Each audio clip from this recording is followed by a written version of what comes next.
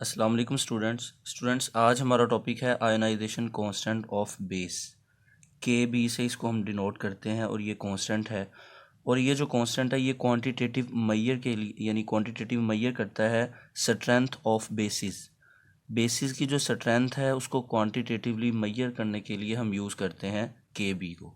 और आपको पता है कि जो स्टूडेंट बेस होती है वो क्या है, बेस एक्सेप्ट प्रोटॉन एक्सेप्ट करती है और वो जनरेट कर देती है हाइड्रोक्सिल आयन। फॉर एग्जांपल हमारे पास ये दो एग्जांपल्स लिखी हुई हैं कि जो NH3 है जब हम इसको वाटर में ऐड करते हैं तो क्या होता है कि ये इसको H+ यानी इससे ले लेती है, वाटर से H+ एक्सेप्ट कर लेती है।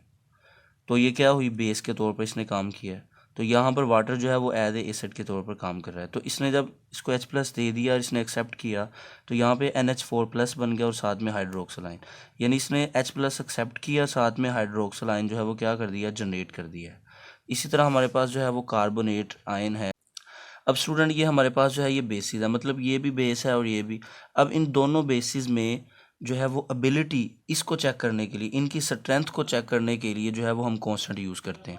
मतलब इसकी क्या कितनी स्ट्रेंथ है H+ को एक्सेप्ट करने की, और कार्बोनेट्स इसकी क्या स्ट्रेंथ है H+ को एक्सेप्ट करने की। इस तरह और भी जो बेसिस है उनकी क्या स्ट्रेंथ है।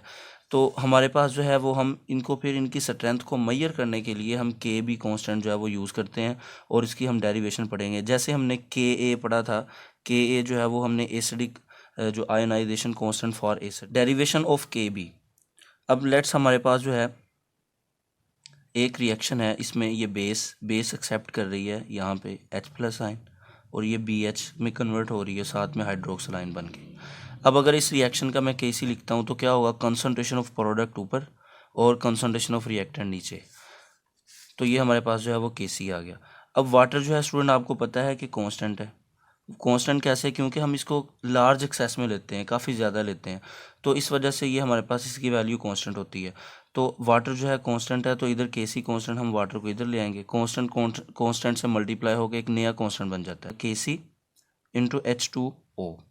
तो साथ is equal to BH+ OH negative divided by B हमारे पास जो है ये बेस। तो अब ये जो KC है साथ में स्टूडेंट हमने इसको H2O से मल्टीप्लाई किया, ये एक नया कांस्टेंट बन गया KB। तो इसकी जगह मैं क्या लिख दूंगा, यहाँ पे KB लिख दूंगा। तो स्टूडेंट हमारे पास इक्वेशन बनेगी, देखिए KB जो है ये इज इक्वल टू आ जाएगा BH+ OH negative divided bye B। तो ये हमारे पास जो है ये इक्वेशन बन गई KB, यानी हमने इसकी जगह, इस सारे की जगह यहाँ पे KB एक नया कांस्टेंट, इसे हम बोलते हैं आयनाइजेशन कांस्टेंट फॉर बेस। ये हमारे पास जो है वो इक्वेशन बन गई। अब आगे स्टूडेंट कुछ हमारे पास पॉइंट्स हैं। वो कहता है कि KB जो है अगर इसकी वैल्यू स्मॉल है तो बेस क्या होगी, वीक बेस होगी। अगर इसकी वैल्यू ज़्यादा है KB की तो उतनी ज़्यादा स्ट्रॉन्ग बेस होगी। कुछ हमारे पास एग्जांपल है, सोडियम हाइड्रोक्साइड है, इसकी तकरीबन हमारे पास होती है 10⁻20, वेरी स्ट्रॉन्ग बेस। KOH इसकी होती है 10⁻2 से लेकर 3 के दरमियान, तो ये भी स्ट्रॉन्ग है। ऐसे ही कैल्शियम हाइड्रोक्साइड, अब इसकी 0.1 है, KB की वैल्यू कितनी है, 0.1, तो ये स्ट्रॉन्ग। अब आगे स्टूडेंट KB से PKB, अब ये आपको पता चल जाना चाहिए कि जो PKB है ये क्या होता है, कि नेगेटिव लॉग ऑफ KB का आपने नेगेटिव लॉग लेना है, वो क्या बन जाएगा PKB। और इनका रिलेशन क्या होता है, ये इन्वर्स होता है कि अगर किसी बेस यानी KB इसकी वैल्यू ज़्यादा है तो PKB की वैल्यू क्या होगी, कम होगी, तो वो क्या होगी, वो स्ट्रॉन्ग बेस होगी। यानी KB की वैल्यू ज़्यादा है तो स्ट्रॉन्ग बेस है, और ऑटोमेटिकली जो है वो PKB की वैल्यू कम हो जाएगी। अब अगर KB की वैल्यू कम है तो PKB की वैल्यू क्या हो जाएगी, ज़्यादा। अब ज़्यादा होगी तो ये बेस जो है वो वीक हो जाएगी। ठीक है, जैसे देखिए KB की वैल्यू कम कर ले अगर हम KB की वैल्यू, तो PKB की वैल्यू जो है वो ज़्यादा हो जाएगी। Larger the value of PKB, अगर PKB की वैल्यू ज़्यादा है तो weaker will be the base जो है वो वीक होगी, एंड वाइस वर्सा। इसी तरह स्टूडेंट्स हमारे पास है, अगर difference of PKB values of two bases is 1, अगर दो बेसिस हैं, जैसे हमारे पास एक ये बेस है, एक ये, अगर हम इन दोनों का डिफरेंस देखें तो उनका डिफरेंस 1 आ रहा है। फॉर एग्जांपल इसका 3 - 2, तो ये हमारे पास 1 है। अब इन दोनों का डिफरेंस जो है वो कितना है, 1, तो वो बेस जिसकी PKB की वैल्यू कम है, किसकी है, वो इस वाले की। अगर वैल्यू कम है वो 10 टाइम्स स्ट्रॉन्ग है, ये 10 टाइम इससे क्या होगी, स्ट्रॉन्ग होगी। ये आपने याद रखना है, 10 टाइम्स जो है ये जो है इससे स्ट्रॉन्ग होगी, ये आपने याद रखना। नेक्स्ट स्टूडेंट हमारे पास जो है वो है लोरी ब्रॉन्स्टन एसिड बेस कॉन्सेप्ट। ये आपने पढ़ा हुआ है ऑलरेडी 10th क्लास के अंदर। Lowry Bronsted acid base concept student, ये हमारे पास दो साइंटिस्ट थे, J.M. Lowry and J.W. Bronsted. इन्होंने जो है वो सबसे पहले ये कॉन्सेप्ट पेश किया है 1923। लोरी ब्रॉन्स्टन के अकॉर्डिंग एसिड क्या है, वो स्पीशीज़ जो कि क्या करती है, डोनेट करती है या उसके अंदर टेंडेंसी है डोनेट करने की प्रोटॉन। यानी अब हमारे पास ये एक रिएक्शन है, इन दोनों में से किसकी एबिलिटी है प्रोटॉन डोनेट करने की, इन दोनों में एबिलिटी ज़्यादा HCl की है। तो इसका मतलब है ये इसको H+ दे देगा और ख़ुद किस में कन्वर्ट हो जाएगा, नेगेटिव Cl नेगेटिव में, ठीक है। और यहाँ पे हाइड्रोनियम आयन, ये एक्सेप्ट करने के बाद हाइड्रोन, इसने यहाँ पे बेस के तौर पर काम किया। और ये एसिड, एसिड वो चीज़ है जो क्या करती है, डोनेट करती है H+ आयन, या उसके अंदर टेंडेंसी होती है डोनेट करने की, तो इसे हम बोलते हैं एसिड। और जो एक्सेप्ट करती है उसे हम बोलते हैं बेस। इसी कॉन्सेप्ट के अकॉर्डिंग हमारे पास बेस है। बेस वो स्पीशीज़ डैट एक्सेप्ट और have a tendency to accept the proton, जो एक्सेप्ट करे। जैसे NH3 है, अब इसने एक्सेप्ट किया यहाँ पे H+ जो है वो प्रोटॉन को एक्सेप्ट किया, तो ये NH4+ बन गया, साथ में हाइड्रोक्सिल आयन बन गया। तो यहाँ पे इसने बेस के तौर पर काम किया है क्योंकि इसने H+ जो है वो क्या किया, एक्सेप्ट किया। अब इसी तरह स्टूडेंट इन्होंने एक और जो है वो कॉन्सेप्ट दिया, वो कॉन्जुगेट एसिड बेस पेयर। अब कॉन्जुगेट एसिड बेस पेयर क्या होता है कि जब कोई वीक एसिड या वीक बेस जो है वो उसको हम वाटर में डिज़ोल्व करते हैं। फॉर एग्जांपल हमारे पास बीकर है, इसमें हम वीक एसिड जो है या फिर हम जो है वो इसमें बेस ऐड करते हैं, तो क्या होता है, कॉन्जुगेट एसिड बेस पेयर जो है वो प्रोड्यूस होते हैं। अब ये जो कॉन्जुगेट एसिड बेस पेयर जो प्रोड्यूस होते हैं वो किस तरह होते हैं, देखिए हमारे पास एग्जांपल है इसकी। ये एग्जांपल कि ये वीक एसिड है, एसिटिक एसिड CH3COOH। जब हम इसको वाटर में डिज़ोल्व करते हैं तो क्या होता है, कॉन्जुगेट बेस, यानी एसिड से क्या बना, कॉन्जुगेट बेस, बेस से क्या बन गया, कॉन्जुगेट एसिड। इसे हम बोलते हैं कॉन्जुगेट एसिड बेस पेयर। यानी एसिड को जब हमने वाटर में ऐड किया तो उसने जो आयंस दिए, वो आयंस जो है वो क्या है, वो कॉन्जुगेट बेस है, वो बेस के तौर पर काम करेंगे। और जो हमारे पास बेस है उसने H+ एक्सेप्ट करने के बाद उसने प्रोड्यूस कर दिया कॉन्जुगेट एसिड, तो इसे हम बोलते हैं conjugate acid base pair concept. क्योंकि जो हमारे पास एसिड और बेस होते हैं, इन्होंने जब अपने आयंस में या वाटर में डिज़ोल्व होना होता है तो ये जो पेयर्स हैं इनको प्रोड्यूस करना होता है। और इस तरह स्टूडेंट हमारे पास जो है कुछ इम्पोर्टेंट जो है वो कंपाउंड्स हैं जो एसिड के तौर पर भी और साथ में बेस के तौर पर भी काम करते हैं, उनको हम बोलते हैं एम्फोटेरिक कंपाउंड्स। यानी कि वो H+ एक्सेप्ट भी कर सकते हैं और वो डोनेट भी कर सकते हैं, जैसे कि वाटर है, ऐसे ही हमारे पास बाईसल्फेट आयन, बाइकार्बोनेट है, ये तीनों इसकी बेस्ट एग्जांपल हैं कि ये एम्फोटेरिक कंपाउंड्स हैं और ये दोनों एसिड और बेस के तौर पर जो है वो काम कर सकते हैं।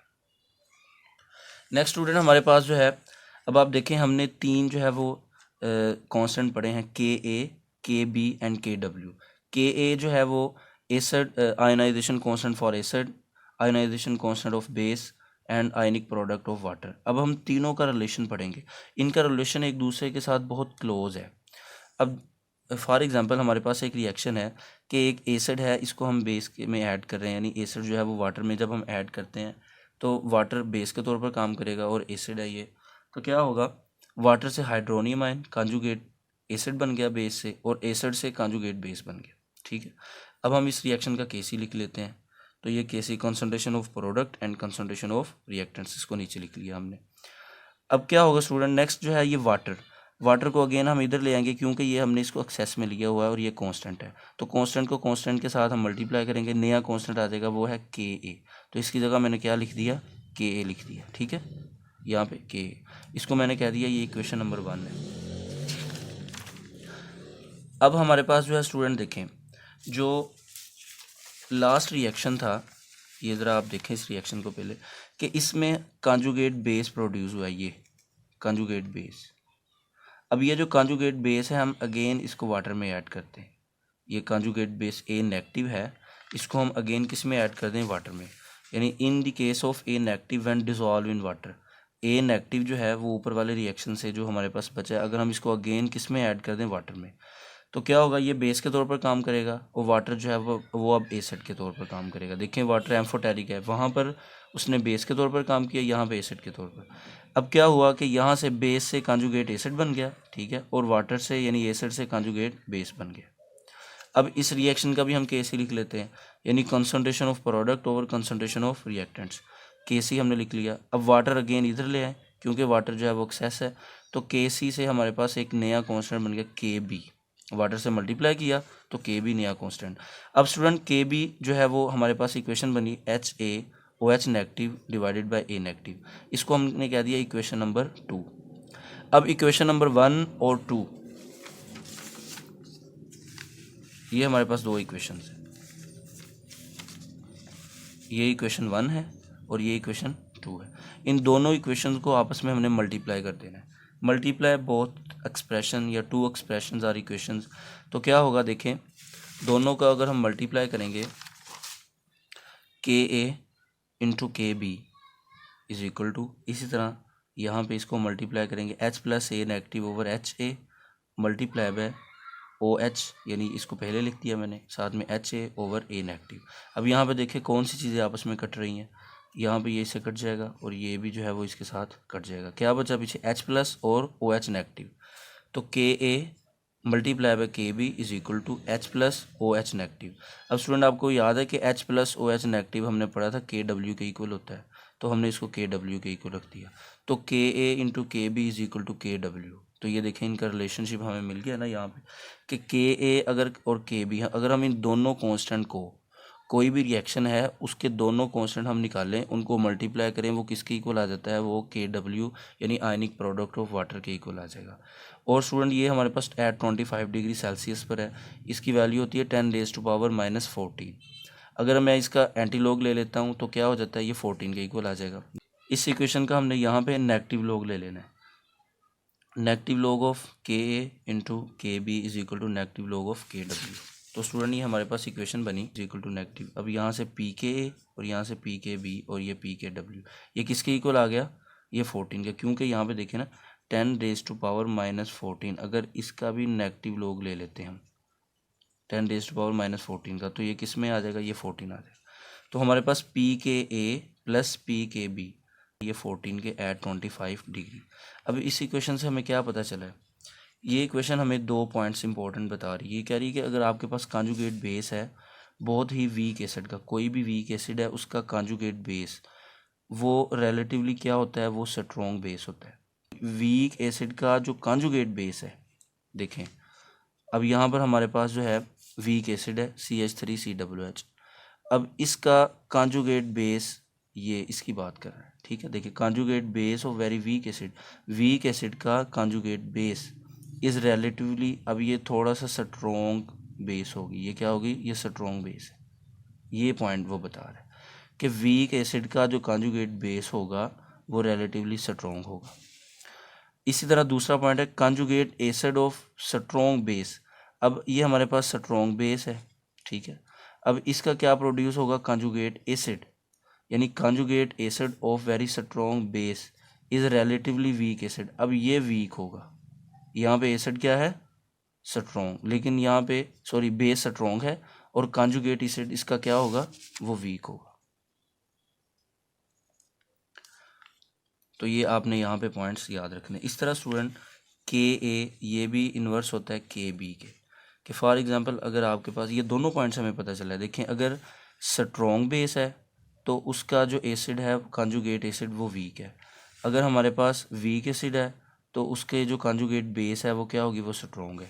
तो इसका मतलब है कि अगर के ए की वैल्यू ज़्यादा है तो के बी की वैल्यू क्या होगी, कम होगी। यहाँ पे अगर के बी की वैल्यू ज़्यादा है तो के ए की वैल्यू क्या होगी, कम। ये दोनों एक दूसरे के इन्वर्स है। इन दोनों पॉइंट से हमें ये जो है ये इक्वेशन जो है वो पता चली है। आई होप कि यहाँ तक आपको क्लियर हो गया होगा।